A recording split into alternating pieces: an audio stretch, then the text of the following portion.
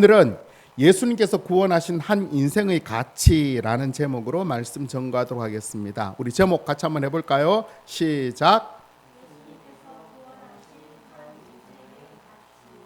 네. 지난 주일에 바람과 물결을 꾸짖어 잠잠하게 하신 예수님을 태운 배는 오늘 이제 갈릴리 맞은편 그라사인의 땅에 도착하였습니다. 대충 지도를 보면 알 수 있을 것 같아요. 우리 PPT 하나 보여주실래요? 예. 저희가 그라사인데 왜 지도를 두 개 띄웠냐면 마가복음, 누가복음에는 이 지역을 그라사라고 했고 마태복음에는 가다라 지역이다라고 표현하고 있어요. 그래서 그 그라사와 가다라 지역이 조금 위치상 차이가 좀 있거든요. 그래서 두 개의 지도를 올렸는데 대충 저 정도라고 보면 되는데 일단은 어딘지 정확히 알 수는 없지만 배를 타고 호수 건너편으로 건너갔다라는 정도만 확실하게 하면 될 것 같습니다. 그렇게 배를 타고 건너편으로 가서 예수님께서 배에서 내렸을 때 한 사람이 예수님에게 막 달려와서 맞이하였습니다. 그가 어떤 자인지 본문 27절 우리 다시 한번 같이 보겠습니다. 시작. 예수께서 육지에 내리심에 그 도시 사람으로서 귀신 들린 자 하나가 예수를 만나니 그 사람은 오래 옷을 입지 아니하며 집에 거하지도 아니하고 무덤 사이에 거하는 자라. 예수님께 마중 나왔던 그 사람의 정체는 바로 귀신 들린 자였습니다. 누가는 직업이 의사인 만큼 그 사람에 대해서 좀 자세하게 설명하고 있습니다. 첫 번째, 그 사람 어떤 사람이죠? 도시 사람, 곧 그 그라사 지역의 사람이다라고 보면 되겠죠. 두 번째는 오랫동안 옷을 입지 않았다라고 이야기하고 있어요. 그리고 세 번째는 집에 거하지 아니하고 마지막으로 무덤 사이에서 살고 있던 자다라고 표현하고 있습니다. 오늘 본문과 병행구인 마가복음에 보면 이 사람은 돌로 자기 몸을 막 해하는, 자해하는 그런 사람이고 늘 큰 소리를 막 지르면서 무덤 사이를 뛰어다니고 동네를 뛰어다니는 그런 사람이었다라고 말하고 있어요. 대충 이 정도면 어떤 사람인지 좀 감이 잡히죠, 그죠? 예, 감이 잡힙니다. 그 사람이 이 예수님께서 배에서 내리자 예수님께로 막 달려와서 그 앞에 엎드리고는 큰 소리로 예수님께 이렇게 이야기하였습니다. 본문 28절 같이 읽겠습니다. 시작. 예수를 보고 부르짖으며 그 앞에 엎드려 큰 소리로 불러 이르되 지극히 높으신 하나님의 아들 예수여, 당신이 나와 무슨 상관이 있나이까? 당신께 구하노니 나를 괴롭게 하지 마옵소서 하니. 우리가 상식적으로 생각해 보면 귀신이 들렸다고 하면 예수님께 가까이 나아갈까요? 도망을 갈까요? 당연히 상식적으로 생각하면 상극이니까 도망을 가는 게 상식적이죠, 그렇죠? 그런데 이 귀신 들린 자는 오히려 어떻게 해요? 예수님께 달려왔어요. 그리고 예수님 앞에 큰 소리로 예수님이 어떤 분인지를 정확하게 이야기해요. 어떤 분이라고? 지극히 높으신 하나님의 아들 예수여라고 이야기하는 거예요. 그러면서도 뭐라고 하죠? 아니 도대체 당신과 나와 무슨 상관이 있습니까? 라고 이야기를 하고 저를 괴롭게 하지 마십시오 라고 강구하는 것입니다. 왜 이 사람이 지금 이렇게 행동을 했는가 라고 하면 예수님께서 이미 그 귀신 들린 사람에게 명하여서 뭐라고 했죠? 귀신이 그 사람에게서 나오라고 명령하였기 때문입니다. 예수님께서 명령하셨기 때문에 계속 그 안에 머물러 있을 수는 없고 그렇다고 당장 나올 수도 없고 그 괴로움 때문에 예수님께 나와서 이렇게 이야기를 한 것입니다. 괴로워하며 달려온 그를 향하여서 예수님께서는 그 사람에게 묻습니다. 내 이름이 무엇이냐? 그 사람이 뭐라고 답합니까? 군대다라고 이야기를 하고 있어요. 이 군대다라는 말의 그 원어를 보면 헬라어로 되는데 레기온이라는 단어를 써요. 이 레기온이라는 단어는 당시 로마의 6,000명의 한 군단 단위를 레기온이라고 이야기해요. 그러니까 우리나라로 따진다면 뭐 소대, 중대, 대대, 연대, 있는 연대보다 더 큰 사단이 모여진 군단 약 6,000명 정도를 이야기해요. 그러니까 지금 이 사람에게는 귀신이 지금 얼마나 들어가 있다는 거예요? 6,000명 정도 들어가 있다는 거예요. 그러니까 굉장히 비참한 삶을 살았다는 것을 우리가 좀 짐작해 볼 수 있는 것 같죠, 그렇죠? 자, 이쯤 보면 대충 사건은 좀 일단락이 됐죠, 그렇죠?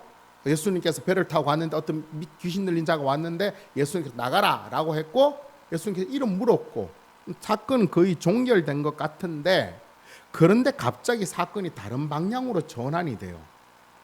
어떻게 전환이냐면 그 귀신들이 예수님 앞에 이렇게 간청을 하는 것입니다. 오늘 본문 31절 32절 같이 읽겠습니다. 시작.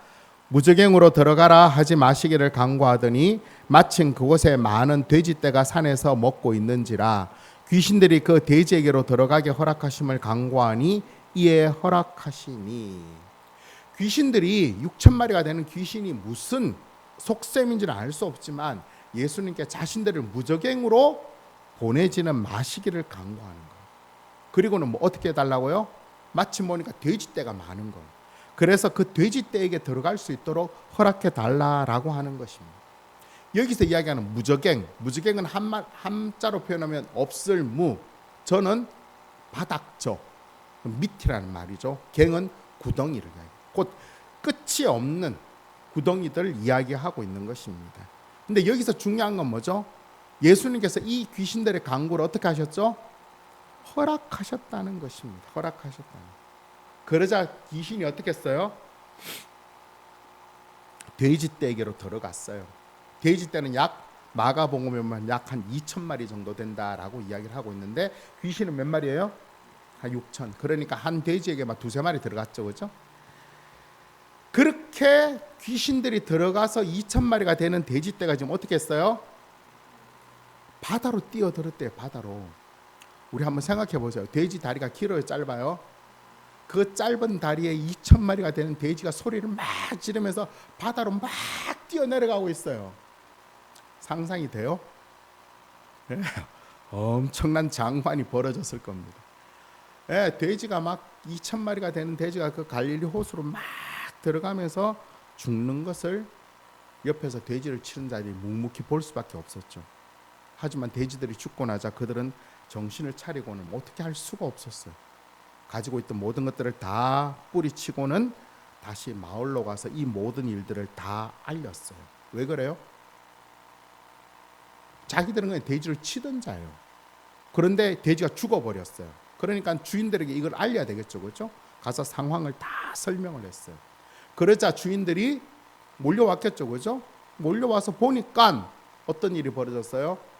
예수라는 사람이 있고 제자들이 있는데 그 예수님 발밑에 발치에 누가 앉았냐면 자기들이 평소에 귀신 들렸다라고 해서 상종하다던 사람. 어떨 때는 하도 이상한 짓을 해서 쇠사슬로 묶었던 자. 그 사람이 그리고 벌거벗고 다니던 자가 옷을 아주 정갈하게 입고 예수님 발치에 가만히 앉아 있는 것입니다. 사람들이 어땠을까요? 기절초풍을 했겠죠, 그죠? 엄청나게 놀라서 이 모든 상황들을 다 이제 본 사람들이 이렇게 예수님께 말을 합니다. 본문 37절 같이 읽을까요? 시작. 그라사인의 땅 근방 모든 백성이 크게 두려워하여 예수께 떠나가시기를 구하더라. 예수께서 배에 올라 돌아가실세. 예. 정말 말도 안 되는 상황이 벌어졌죠, 그죠? 돼지 2천 마리가 물에 빠져 죽는 것보다 더 말도 안 되는 상황이에요. 뭐죠? 귀신 들린 자가 정상적으로 돌아왔다는 것을 마을 사람들이 지금 다 봤어요. 눈으로 직접 봤어요. 그러면 어떻게 돼요? 당연히 예수님을 모시고 마을로 가야죠. 그래서 와, 정말 이제 어떻게 새롭게 살 것인가에 대하여서 이야기를 해야 되는데 그들은 그렇게 하지 아니하고 예수님께 어떻게 했다고요? 떠나라고 이야기해요. 떠나라고. 그러자 예수님께서는 두말하지 아니하시고 다시 배를 타고 건너가셨다라고 하고 있습니다. 근데 그때 예수님께서 고쳐주셔서 정상적으로 된 사람이 저도 같이 가겠습니다라고 하니까 예수님께서 아니, 너는 우리와 같이 가지 말고 네가 살던 곳으로 돌아가서 네가 어떻게 정신이 온전해졌고 어떻게 이렇게 새롭게 되었는지를 마을 사람들에게 전하라라고 이야기하는 것이 오늘 본문의 내용입니다. 전체적으로 좀 이해가 잘 되죠, 그렇죠? 긴 본문의 내용이지만 아주 짧게 요약하면 뭐예요?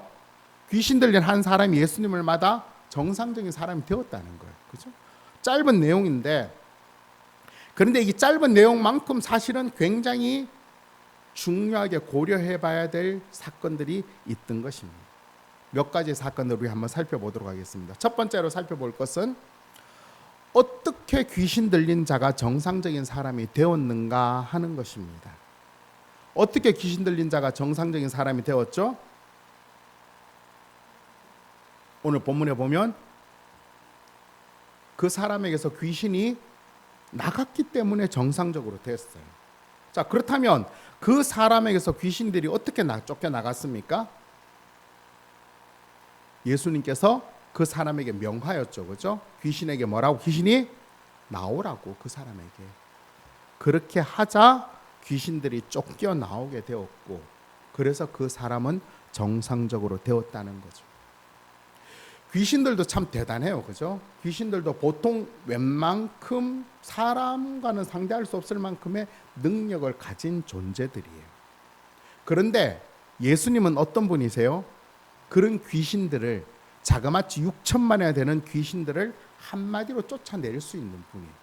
또 나아가서는 쫓아내는 정도가 아니라 무적행으로 떨어뜨릴 수도 있는 분이라는 것입니다. 이런 예수님에 대하여서 귀신들도 정확히 알고 있었죠. 예수님의 정체에 대해서 뭐라고 이야기해요?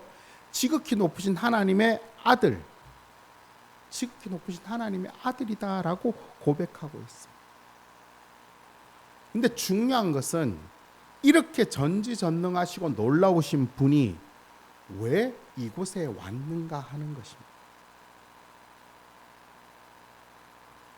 먼저 조금 거슬러 올라가자면 그 전날 어떤 일이 벌어졌어요? 예수님께서 제자들에게 갈릴리 호수 건너편으로 배를 타고 가자라고 이야기를 했어요. 그렇죠? 그런데 마태복음이나 마가복음에 따르자면 예수님께서 건너가자라고 했던 그 시간이 오전이나 오후가 아니라 저녁 때다라고 말하고 있어요. 해가 저물어 이제 곧 어둠이 내려앉을 시간이다라고 말씀하고 있어요. 자, 상식적으로 생각해 봅시다. 이 밤에 이 지역에 배를 타고 갈릴리 호수를 건너간다는 게 말이 될까요? 말이 안 돼요. 그죠? 밤 자체가 일단 문제지만 갈릴리 호수는 워낙 돌풍에 의한 변수가 많이 일어나는 거예요. 그래서 밤이라는 것은 상식적으로 맞지 않는 거예요. 그럼에도 불구하고 예수님께서는 가자고 하셨어요. 목수이신 예수님도 이 정도는 충분히 알고 계시겠죠. 그렇죠? 그런데도 불구하고 예수님은 건너편으로 가자는 거죠. 왜 가자고 하셨을까요?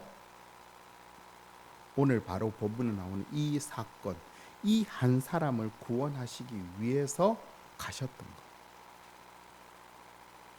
거예요. 에이, 뭐 그렇게까지 다른 목적이 있지 않았을까라고 생각할 수도 있죠. 그렇죠?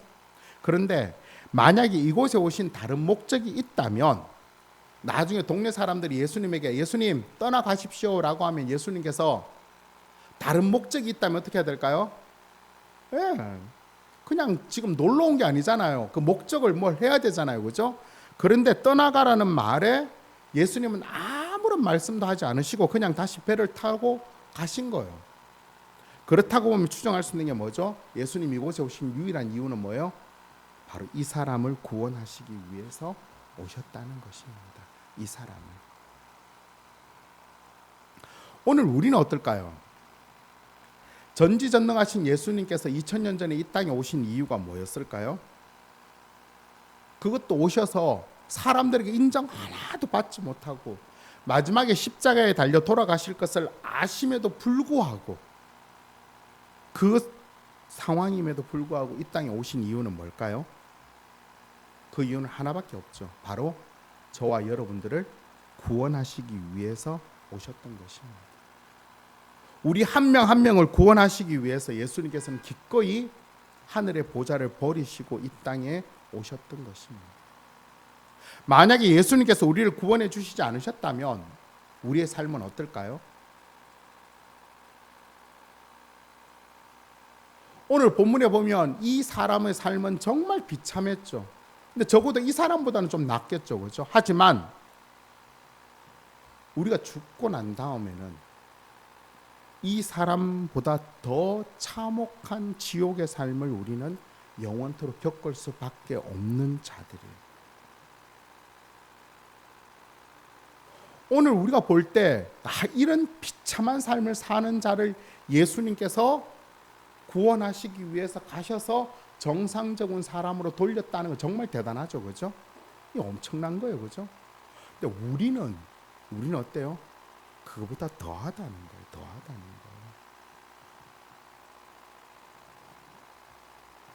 예수님께서 우리를 구원해 주시지 않으셨다면 우리는 이 사람보다 더 비참한 삶을 살 수밖에 없어요. 이 땅에서는 좀 번듯하게 그래도 좋은 옷 입고 살겠죠, 그죠? 하지만 중요한 건 뭐예요? 이 땅에서 영원히 살 수가 없다는 것입니다. 우리가 죽고 나면 예수님이 안 오셨다면 엄청난 비참한 삶을 살 수밖에 없는 거죠.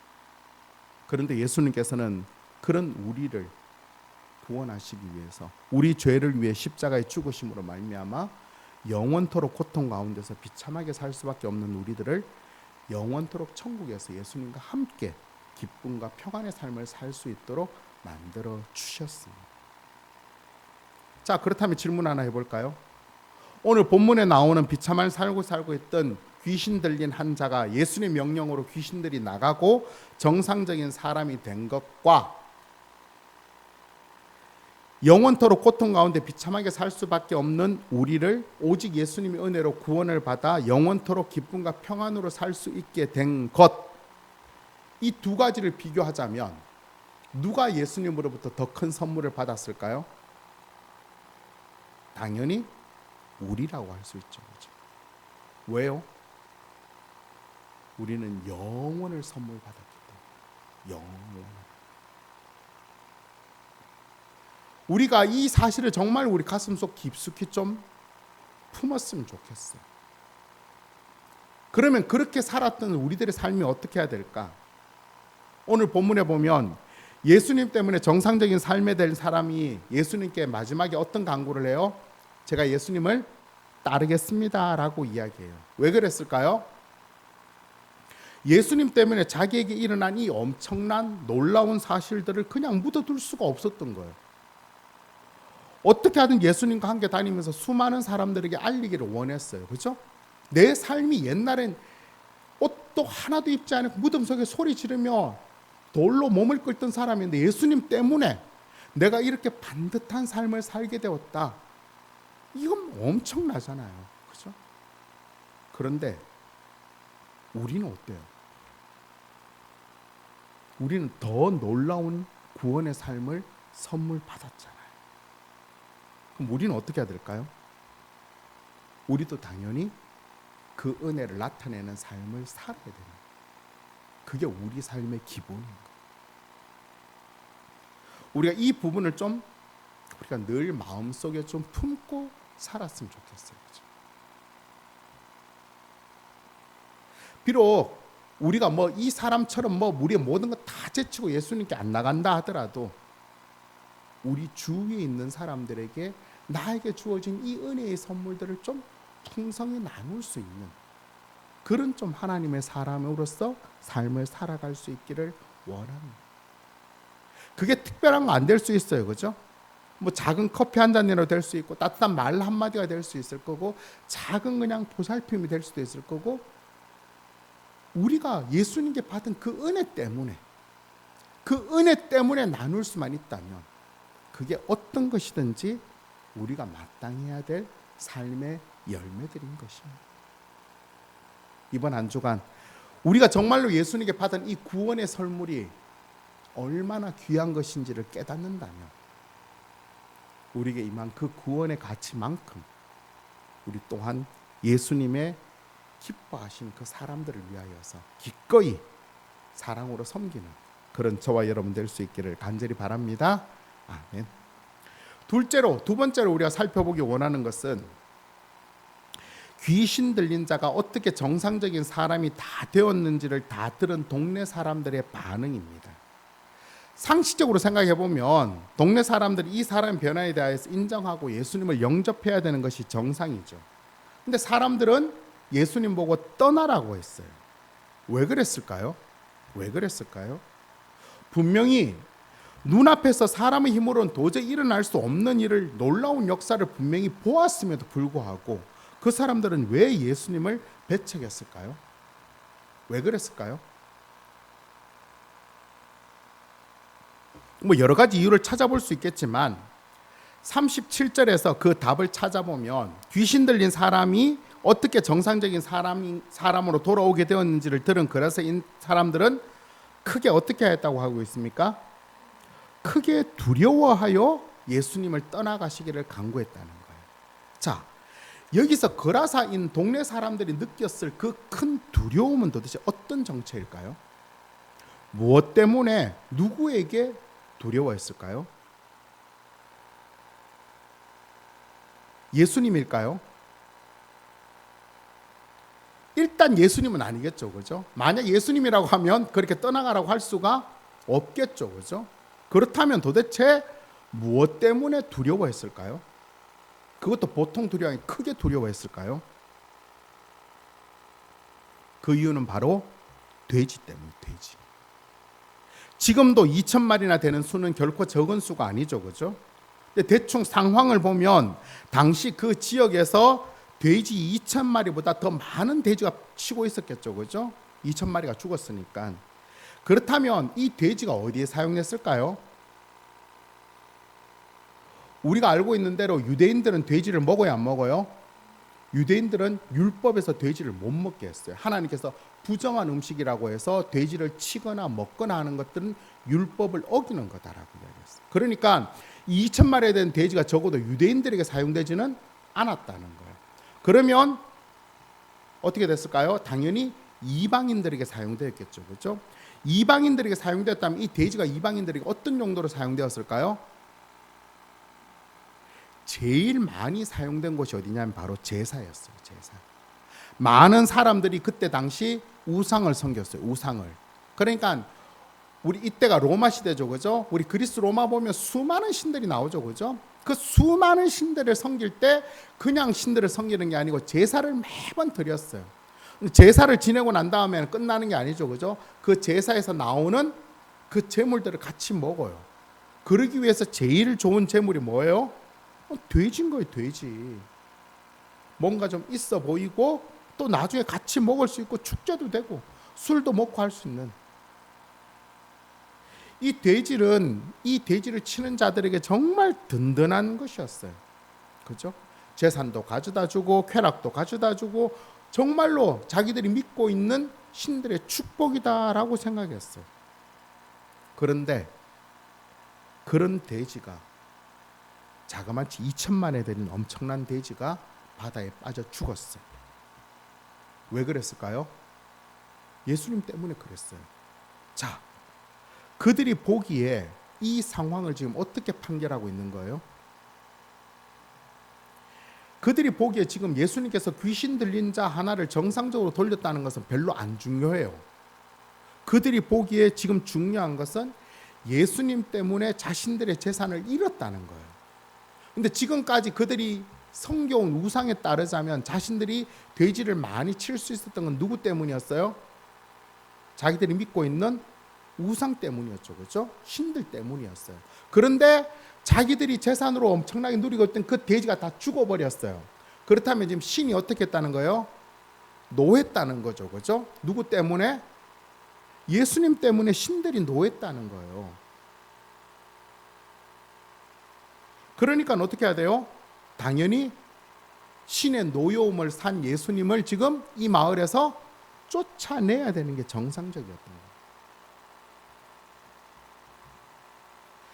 자신들이 믿는 신들로 인해서 더 큰 어떤 어려움들이나 더 큰 손실들이 닥치지 않을까 하는 그런 두려움이 그들을 엄습해왔고 그 두려움을 이기기 위하여서 그들은 예수님을 떠나게 했던 것입니다. 참 안타깝죠, 그렇죠? 참 안타깝죠, 그렇죠? 자신들이 이 귀신 들린 자가 어떻게 자기들 사이에서 살아왔는지를 다 봤잖아요. 그런데 그가 정상적으로 돌아와서 예수님의 발치에 앉았던 것, 그걸 보면서 예수님이 도대체 어떤 분인가에 대한 호기심이나 예수님에 대한 궁금증 같은 것, 예수님에 대한 부분은 아무런 안중에도 없어도 그들의 삶에 있어서 가장 중요한 건 지금 뭐예요? 돼지밖에 아무것도 보이지 않은 거예요. 그 돼지가 없으면 아무런 의미가 없는 거예요.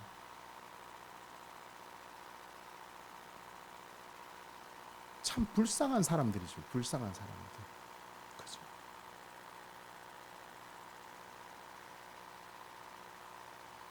그들은 한 사람이 어떻게 정상적인 삶, 삶다운 삶을 살았는가에 대한 부분에 대해서 가치를 부여하기보다는 그 사람으로 인해서 돈을 내가 더 가질 수 있을까, 돈을 잃을까, 이것에 대한 가치가 그 삶의 기준이 되어져 버렸던 것입니다. 정말로 불쌍한 자들이죠, 그렇죠? 그렇다면 오늘 우리 주위에 있는 사람들은 좀 어떨까요? 우리가 오늘 볼 때 이 마을 사람들이 정말 불쌍하게 보인다면 우리 주위에도 예수님의 살아계심을 우리가 분명히 증거하였음에도 불구하고 예수님을 인정하지 아니하고 그냥 돈이 최고야, 쾌락이 최고야, 즐거움이 최고야, 명예야 최고야 라고 그것만 생각하고 살아가는 사람들은 어때요? 오늘 동일하게 본문에 나온 사람들과 똑같은 사람들이에요. 우리도 그들이 불쌍히 보여져야 되는데 우리는 어때요?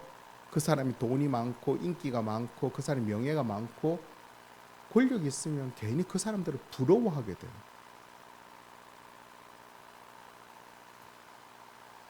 뭐가 문제인가요?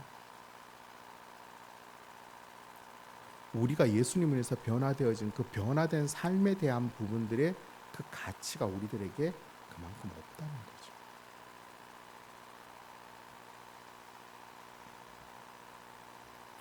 우리는 예수님을 믿기 위해서 어떤 삶의 대가를 지불하고 있나요?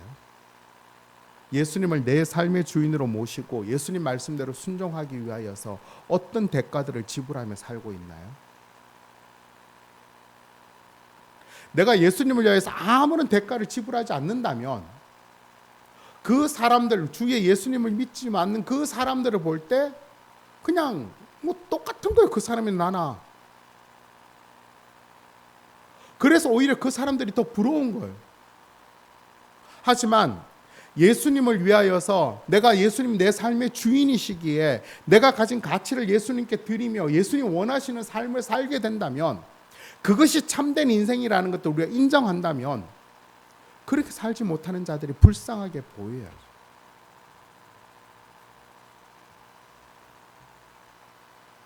근데 많은 세상 사람들이 자기들이 섬기는 헛된 우상들, 그 우상이 전부인 줄 알고 그들이 가져야 될 마땅히 참된 삶에 대한 기준들을 놓치며 살아가고 있는 것입니다. 오늘 다시 한 번 더 우리의 구원들을 새롭게 다시 한 번 더 새길 수 있기를 바랍니다. 예수님이 나를 구원해 주시기 위해서 이 땅에 오셨는데 그 구원으로 인해서 내 삶에 어떤 변화가 일어나고 어떤 가치와 어떤 삶의 목적과 어떤 삶의 선택의 기준들이 세워졌는지를 다시 한 번 더 우리가 확인해야 되는 것입니다. 그 변화들의 폭을 알면 알수록 우리는 점점 더 우리 주의 예수님 믿지 않는 자들이 긍휼히 볼 수 있고 불쌍히 보여질 수 있는 것입니다. 이 동네 사람들, 예수님을 떠나가라고 예수님을 내쫓았던 이 사람들, 이 땅에서 돼지 때문에 좀 더 잘 살 수는 있겠죠. 하지만 그들이 이 땅의 삶을 주고 끝나면 비참하게 살았던 그 귀신 들린 자와 똑같이 비참한 삶으로 떨어질 수밖에 없는 자들. 하지만 예수님을 믿고 변화된 그 사람은 이제 영원한 삶을 살 수 있게 되는 것입니다.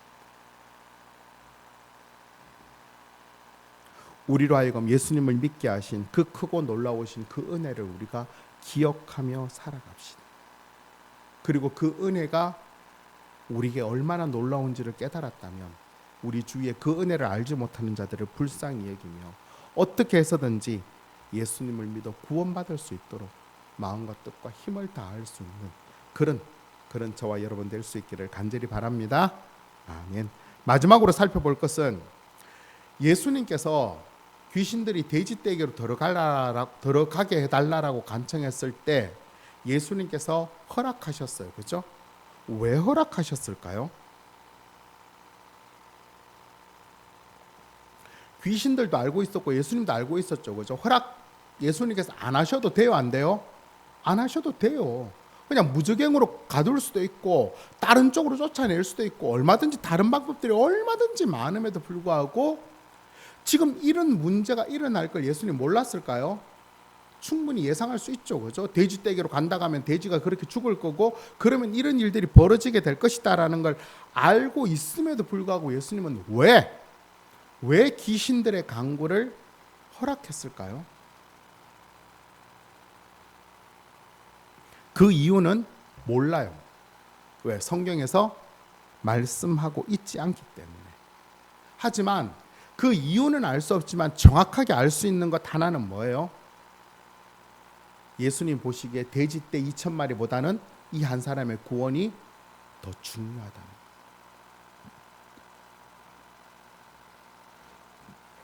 예수님께서는 기꺼이 돼지 2,000마리를 죽이시면서까지 이 한 사람에게서 귀신을 내어 쫓으시고 그를 구원하시고 온전케 하셨던 것입니다. 예수님에게서 이 한 사람의 정상적인 구원의 가치는 돼지 2,000마리와는 비교할 수 없는 거였어요. 그렇다면 오늘 우리는 어때요? 예수님께서 십자가에 죽으시면서까지 구원하신 우리의 가치는 얼마나 될까요?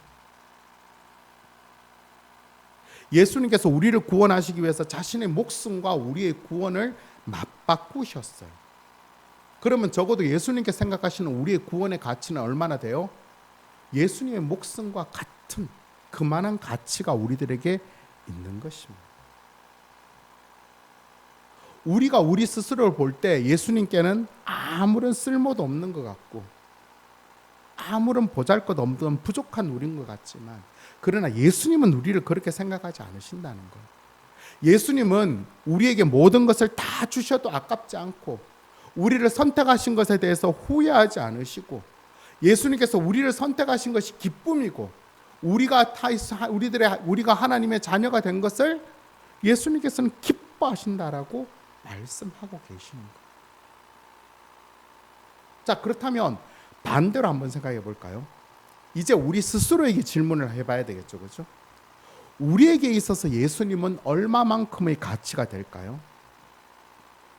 나를 구원해 주신, 나를 구원하기 십자가에 죽으신 그 예수님은 나에게 얼마만큼의 가치가 될까요? 예를 들면 내가 몸이 아파서 죽을 상황이었는데 어떤 사람이 나를 위해서 대신 자신의 장기를 내어주고 그 사람이 죽었어요. 그 사람의 장기 때문에 나는 살아요. 그러면 나를 위해 대신 죽었던 그 사람의 가치는 어떤 가치예요? 나에게? 내 생명과 같은 가치예요. 그런데 어쩌면 우린 너무 철없는 아이처럼 너무 예의 없는 아이처럼 예수님의 가치를 좀 폄하하고 있지는 않나요?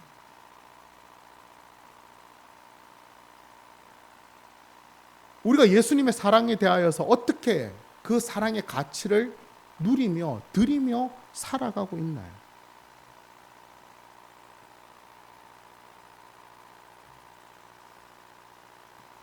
예수님께서 우리들에게 요구하시는 삶은 사실 누구를 위해서 이 말씀대로 살으라고 하는 거예요? 나를 위해서 말씀대로 살아. 우리를 위해서. 그런데 그런 예수님 말씀에 대해서 우리는 어떻게 생각해요? 성경 막 짜증나고 말씀 보라고 하면 짜증나고 기도하라고 하면 짜증내고 싫어하고 지겨워하고 그런 우리들의 모습이 과연 우리를 위해서 자신의 모든 것들을 내어주시고 구원해 주신 예수님의 그 사랑과 구원에 합당한 가치를 올려드리는 것일까요?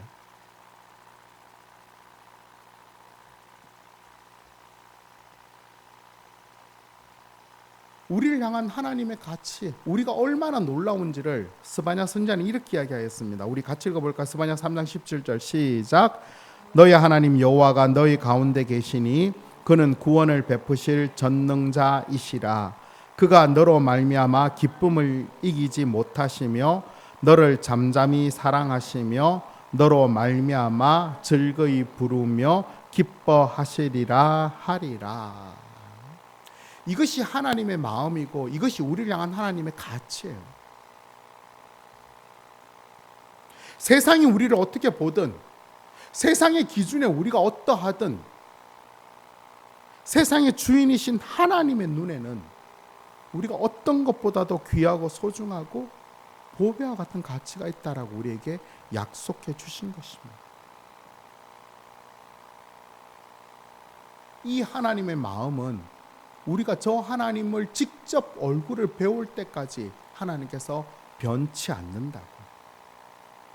우리가 좀 잘 못한다고 그러면 이렇게 하지 않고 끝까지 책임져 주시겠다라고, 사랑해 주시겠다라고 우리에게 약속해 주셨던 것입니다. 그 예수님이 우리를 그렇게 사랑한다면 우리도 그 예수님의 사랑에 합당한 가치를 올려드려야 되겠죠. 그렇죠? 내가 믿고 있는 예수님, 내 삶의 주인으로 고백하고 있는 예수님, 그 예수님과 함께하며 그 예수님과 시간을 보내며 기도하며 찬양하며 말씀으로 그 예수님의 음성을 듣는 그 시간, 그 가치들을 우리 얼마나 내어드려야 될까요? 이번 한 주간 주어지는 시간마다, 주어지는 상황과 선택의 모든 그 순간마다 날 구원하신 그 예수님의 사랑과 은혜에 합당한, 그 가치를 합당한 그런 열매를 올려드림으로 예수님을 기쁘시게 하는 그런 저와 여러분 될 수 있기를 간절히 바랍니다. 아멘. 말씀 맺도록 하겠습니다. 오늘 설교 제목을 기억하십니까? 뭐죠? 한 인생의 가치가 얼마나 될까요? 뭐로 설명하고 측량할 수가 없겠죠. 그렇죠? 근데 더 놀라운 건 뭐냐 하면 오늘 본문에서 예수님께서 구원하신 한 인생, 그 사람은 어떤 사람입니까? 6천 명의 귀신이 되는 귀신에 들려 있고 밤낮 소리를 지르며 옷을 벗고 무덤 사이에서 살면서 쇠사슬과 고랑에 매여 있던 돌로 자기 자신을 자해하며 사람에게 멸시와 혐오를 받던 사람입니다. 예수님께서 구원해야 될 아무런 가치가 없는 사람이에요. 예수님께서 돌아봐야 될, 예수님께서 어떻게 해볼 필요가 없는 그런 사람이에요. 그럼에도 불구하고 예수님은 그 한 인생을 구원하시기 위해서 갈릴리 호수를 건너셨고 광풍으로 배가 파선달 지경까지 이르게 되었음에도 불구하고 그를 만나시기 위해 가셨어요. 그리고 그를 구원하시기 위해서 기꺼이 돼지떼 2,000마리를 내어주셨습니다. 예수님께서는 귀신 들린 그 한 생명을 구원하시기 위해서 엄청난 대가를 지불하셨습니다. 왜? 예수님 보시기에 그 한 인생의 가치가 그 모든 것보다 더했기 때문에. 근데 이 사람의 이름을 우리가 알고 있나요? 이 사람이 이렇게 되고 난 다음에 어떻게 살았는지 알고 있나요? 아무것도 몰라요. 그런 한 사람을 위해서 예수님은 모든 것을 내어주셨어요. 오늘 우리는 어떤가요? 예수님께서 오늘 우리 한 명 한 명을 구원하시기 위하여서 하나님과 동등됨을 버리시고 자기를 비워 종의 형체를 가지사 사람과 같이 되셨고 죽기까지 복종하시고 결국 십자가에 죽으셨어요. 그 죽으심으로 우리의 죄를 대속하시고 예수님을 믿는 모든 자들에게 구원을 주셨어요. 그래서 우리가 구원받은 하나님의 자녀가 된 거예요. 이제는 구원받았으면 하나님 자녀로 영원토록 하나님과 함께 살 수 있는 그 은혜가 우리들에게 주어진 거예요. 예수님은 우리를 구원하시기 위해서 예수님이 가진 모든 것들을 다 내어주셨어요. 예수님 우리를 구원하실 때 우리의 가치가 예수님 목숨과 동일한 가치선상에 내어주셨던 거예요. 이제 우리가 그 사랑에 합당한, 그 사랑의 가치에 합당한 삶을 살아야 됩니다. 그게 그 사랑에 조금이나마 그 사랑을 누리는 삶인 거죠. 제가 참 좋아하는 드라마 중에 하나가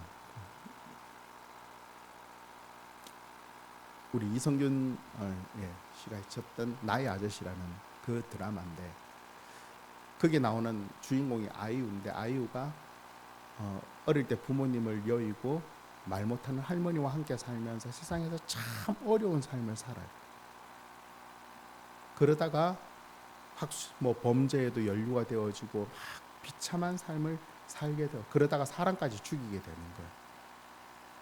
사람에게 한 번도 대접을 받지 못해요. 그런데 어떻게 하다가 이성윤 씨를 만나게 되고 회사에서 만나게 되고 그래서 그를 통하여서 새로운 삶을 알게 되었어요. 근데 참 좋은 건 제일 마지막 부분에 할머니가 돌아가시기 전에 이 아이에게 했던 이야기. 네가 저 사랑에 보답하며 살아야 된다. 그럼 어떻게 살아야지 보답해 살까요? 할머니가 그 이야기를 해요. 네가 행복하게 사는 거야. 행복하게 사는 게 보답하며 사는 거야. 우리를 위해 죽으신 그 예수님의 그 사랑의 가치에 합당한 삶을 사는 건 어떤 것일까요? 다 뿌리치고 다 목사하고 다 선교하고 이걸 원할까요? 뭐요? 우리가 서 있는 그 삶의 자리에서 하나님의 사람으로 정말 행복하며 사는 것. 하나님의 사람으로 행복하며 살 수 있는 방법 뭐예요? 하나님과 동행하는 거예요. 어떻게 동행할 수 있어요? 예수님과 항상 말도 하고 찬양도 하고 기도도 하고 또 예수님 원하시는 거 섬기기도 하고 그 복음을 전하기도 하고 그거예요. 그렇게 잘 사는 게 그 사랑에 합당한 가치 있게 살아가는 거예요. 모르겠어요. 이렇게 귀신 들렸던 자가 정상적인 삶을 살기 이 사람의 삶이 그 다음에 어떻게 바뀌었는지 모르겠지만 다른 복음서에 보면 이 사람이 온 성을 다니면서 예수님을 증거했다라고 이야기하고 있어요. 그런데 만약에 이 사람의 삶이 제대로 된 삶이 아니었다면 그렇게 예수님을 증거했을 때 다른 사람들이 좀 인정할까 아닐까요? 인정 안 하겠죠. 예수님으로 인해서 변화된 삶이 너무 좋았기에 예수님을 증거하면서도 다른 사람들이 그게 인정이 되어졌던 이번 한 주간 우리들의 삶을 다시 한 번 더 정말 하나님 기뻐하시는 그런 삶을 살아갈 수 있기를 바랍니다. 우리가 할 수 있는 대로 우리 마음과 뜻과 정성을 다하여서 예수님을 사랑하고 예수님과 동행하고 그 예수님 내 삶의 주인이라는 것들을 늘 기억하며 예수님이 기뻐하시는 많은 열매들을 삶에 맺어감으로 말미암아 우리를 구원하시기 위해 모든 것들을 내어주신 그 예수님 보시기에 그래 내가 잘했네, 내가 정말 잘했네 라는 예수님 마음을 기쁘게 드리는 그런 저와 여러분 우리 모두 되시기를 예수님의 이름으로 축원합니다. 아멘. 오늘 말씀을